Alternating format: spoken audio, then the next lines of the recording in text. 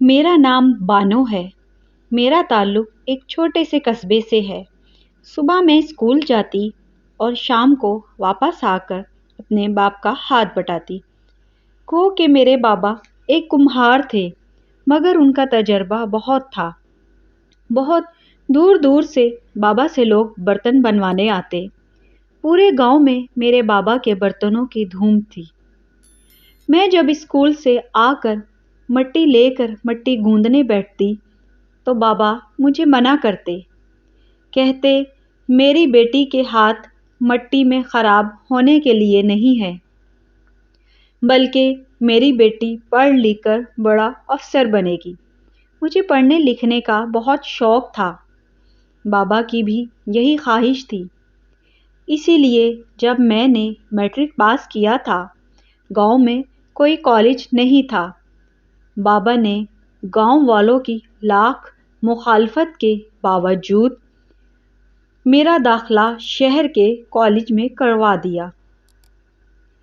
मैं रोज़ सुबह सवेरे गांव से शहर कॉलेज के लिए जाती थी। बाबा मुझे दिन चढ़े तांगे पर बिठा देते थे और शाम को मेरे बाबा स्टॉप पर मेरा इंतज़ार कर रहा होता था। मगर कुछ दिनों से मैंने नोट किया कि कोई बड़ी सी गाड़ी मेरा रोज़ ताक़ुब करती है। जाते वक्त और वापसी पर भी गाड़ी मेरे तांगे के पीछे ही होती थी। एक दिन डरते डरते मैंने बाबा को सब कुछ बता दिया। बाबा ने अम्मा को भी मेरे साथ कर दिया। अब अम्मा भी साथ कॉलेज जाती और मेरे फारिग होने तक कॉलेज में बैठी रहती, और जब मैं फारिग होकर आती तो साथ ही आती। अम्मा ने गौर किया तो पता चला कि ये गाड़ी तो गांव के छोटे चौधरी की थी, मगर अम्मा हैरान थी कि वो क्यों हमारा पीछा करते हैं। एक दिन अम्मा ने डरते डरते तांगा रुकवा कर छोटे चौधरी से पूछ ही लिया कि सरकार, आप मेरी बेटी के पीछे क्यों आते हैं? हम तो छोटे लोग हैं, अगर गांव के लोगों को पता लग गया तो हम रुस्वा हो जाएंगे। मेरी बच्ची की पढ़ाई अधूरी रह जाएगी। मगर छोटा चौधरी, जिसका नाम इमरान था, वो पढ़ा लिखा इंसान था। उसने कहा कि मैं बदनाम नहीं करना चाहता, ना मेरा कोई गलत इरादा है, मगर मैं बानो को पसंद करता हूँ और उससे शादी करना चाहता हूँ। अम्मा तो ये बात सुनकर बहुत खौफज़दा हो गईं। अम्मा ने कहा कि क्या आपके माँ बाप इस बेजोड़ शादी के लिए राज़ी होंगे? आप हमें माफ़ कर दें। अगर बड़े चौधरी को खबर हो गई कि आप क्या चाहते हैं, तो वो मुझे, मेरी बेटी और इसके बाप को मरवा देंगे। मैं आपके आगे हाथ जोड़ती हूँ, आप अपना इरादा बदल दें। ऐसा कभी नहीं हो सकता। मगर छोटे चौधरी ये कहकर चले गए कि बानो मेरी है और मेरी ही रहेगी। अब्बा ज़रूर मानेगा मेरी बात और बड़े धूमधाम से बारात लेकर आऊँगा, मैं बानो को अपने साथ लेकर जाने के लिए। अम्मा ये बात सुनकर घबरा गई और हाँफती काँपती मुझे पकड़कर घर आई। घर आकर सारी बात बाबा को बताई। बाबा भी ये सब सुनकर घबरा गया। बाबा ने फ़िलहाल मेरा कॉलेज आना जाना रोक दिया और मैं घर ही रहती थी। घर पर रहकर बाबा के साथ मिट्टी के बर्तन बनाती। अम्मा और बाबा मुझे देखकर बहुत परेशान होते रहते थे। अम्मा के तो आंसू ही ना थमते थे, ये सोचकर कि मालूम नहीं क्या होने वाला है, मालूम नहीं क्या सलूक करेंगे ये लोग मेरी बच्ची के साथ। मगर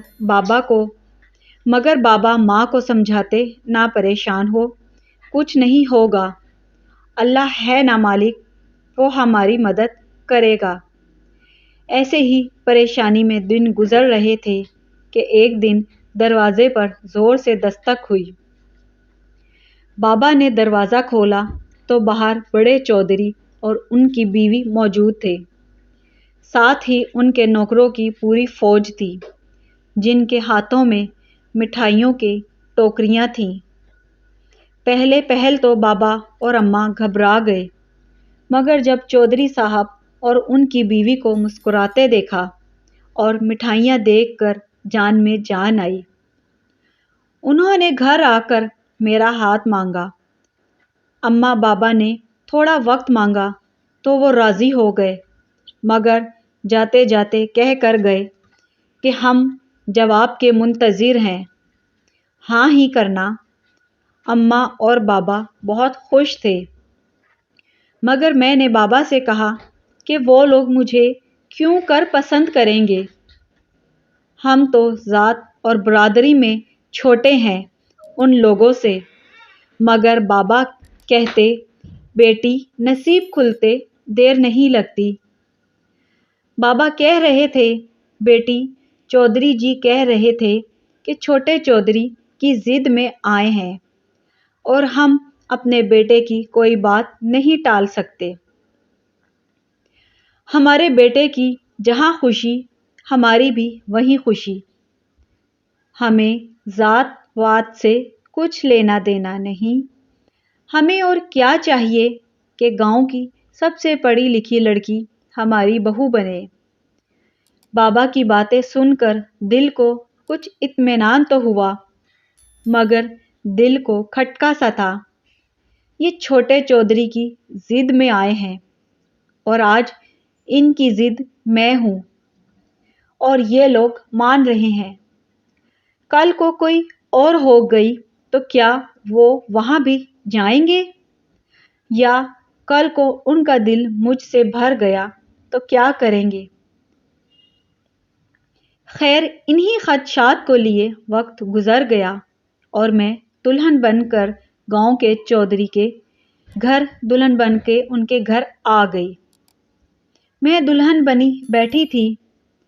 یہ حویلی میری سوچ سے بھی زیادہ خوبصورت تھی۔ میرا کمرہ بہت بڑا تھا، بہت خوبصورت سجایا ہوا تھا۔ ہر طرف تازہ گلاب کے پھولوں کی مہک تھی۔ ابھی میں اپنی سوچوں میں گم تھی کہ کمرے کا دروازہ کھلا اور چھوٹے چودھری عمران کمرے میں داخل ہوئے اور آ کر مجھے میرے منہ دکھائی کی ہیرے کی انگوٹھی دی اور مجھے تسلی دی، مجھ سے وعدہ کیا کہ اس گھر میں تمہیں ہمیشہ اعلیٰ مقام ملے گا، کبھی کسی چیز کی کمی نہ ہوگی اور نہ کبھی میری محبت میں تم کبھی کمی پاؤ گی۔ وقت کے ساتھ ساتھ عمران نے اپنی بات کو سچ ثابت کر دکھایا۔ انہوں نے واقعی میرا بہت خیال رکھا۔ مجھے اس حویلی میں رتبہ اور مقام ملا اور عمران کی محبت میں بھی وقت کے ساتھ ساتھ مزید اضافہ ہوا۔ عمران نے اپنی محبت میں کوئی کمی نہیں چھوڑی۔ حالانکہ میری شادی کو 7 سال ہو گئے تھے اور میں ابھی تک اولاد کی نعمت سے محروم بھی تھی۔ میرے کہنے پر عمران مجھے شہر کے بڑے ہاسپٹل بھی لے کر گئے، مگر افسوس میری ہی رپورٹ ٹھیک نہ آئی۔ میں بہت اداس رہتی تھی، مگر ان کی محبت میں کوئی کمی نہ آئی۔ وہ مجھے ہمیشہ یہ کہہ کر تسلی دیتے کہ تم میری زندگی میں آ گئی ہو، وہی بہت ہے میرے لیے۔ مجھے اللہ سے کوئی شکوہ نہیں ہے، مگر عمران کی ماں کو تو اپنے بیٹے کی اولاد کی تمنا تھی۔ شروع تو وہ صبر کر گئی، مگر اب تو وہ مجھے اٹھتے بیٹھتے طعنے دینے لگی تھی اور میں رو دھو کر چپ کر کے بیٹھ جاتی تھی۔ चौधरानी जी मुझे हमेशा ये कहती, जब तक तू इस घर में रहेगी मैं अपने बेटे की खुशी को ना देख पाऊंगी। मैं जल्द अपने बेटे की शादी करवा कर इस जायदाद का वारिस लाऊंगी। काफी जगह तो उन्होंने रिश्ते की बात भी कर ली। भला किसी को क्या एतराज हो सकता था इस घर से रिश्ता जोड़ने में, मगर इमरान मेरा साथ देता। वो अपनी माँ से लड़ता और रिश्ते से इनकार कर देता। दिन यूं ही गुजरते रहे और आखिर 10 साल का अरसा बीत गया। इस बीच मेरी माँ और बाप का भी इंतकाल हो गया। बड़े चौधरी जी भी इस दुनिया से चले गए। अब इमरान की माँ ने मेरे लिए जिंदगी को और दुश्वार बना दिया था, मगर इमरान की मोहब्बत ही थी जो मुझे यहाँ रोके हुए थी। एक दिन इमरान की अलमारी की चाबी घर रह गई। ना चाहते हुए भी मालूम नहीं क्यों मैंने इमरान की अलमारी खोली। काश के ना अलमारी खोलती मैं तो आज इस हाल में ना होती। मैंने अलमारी खोली तो उसमें इमरान की तस्वीरें और कुछ पेपर्स रखे हुए थे।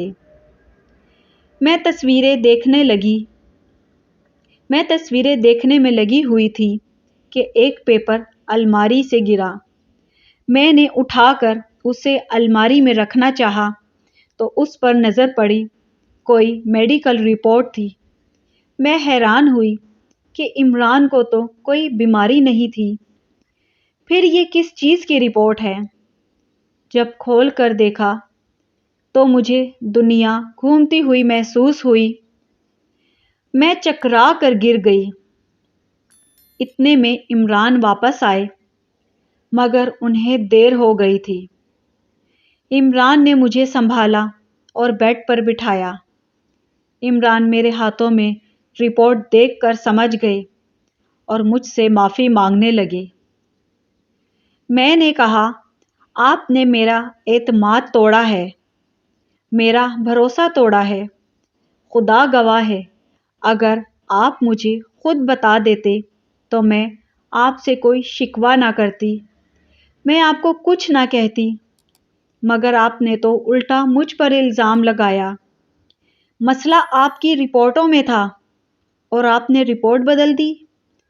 मैं अब तक अपने आप को ही कसूरवार समझती रही कि मेरी वजह से आप कभी बाप नहीं बन पाएंगे। आपकी माँ की कड़वी बातें भी सुनती रही, मगर मैं तब भी सुनती अगर आप मुझे सब सच बता देते। मैं खुद अपने ऊपर इल्ज़ाम ले लेती। आपने मुझसे झूठ क्यों बोला? मुझे उसी वक्त सारी बात बता देते, मगर अब नहीं, मैं कभी आपको माफ़ नहीं कर सकती। आपके झूठ पर इमरान मुझसे माफ़ी मांगता रहा, मुझे रोकता रहा, मगर मैंने अपनी स्याह चादर ओढ़ी और अपने बाबा के घर आ गई, अपना स्याह नसीब लेकर। आज भी बाबा के बने बर्तन पड़े थे। अब मैं अपने बाबा के घर पर ही हूँ। उसी मिट्टी से गूंद कर बर्तन बनाती हूँ और ये सोचती हूँ कि मिट्टी से बना इंसान इस मिट्टी में ही फना हो जाएगा। फिर क्यों किसी की जिंदगी को खेल समझते हैं? इन्हें मिट्टी का खिलौना समझकर बनाते हैं और तोड़ देते हैं।